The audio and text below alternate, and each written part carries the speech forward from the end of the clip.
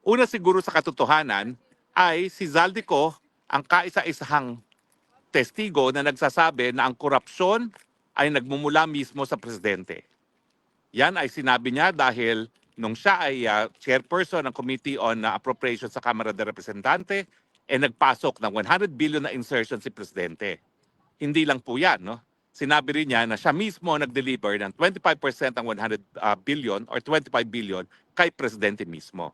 At ang mga pwedeng mag-corroborate dyan ay yung mga text messages ngayon na linabas at unang isinapubliko ni Congressman Leandro Leviste. No?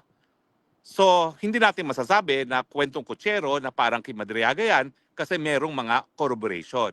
Ang inaantay lang natin ay yung katapatan sa bayan at katapangan nung maglolo na Bersamin na sabihin nga ang totoo nang malaman natin kung totoo nga ba at mako-corroborate ang sinabi ni Zaldico. Pero sinabi rin ng mga 18 Marines na sila ang mga pinag-utusan ni Zaldico para mag-deliver ng sangkatutak na pera.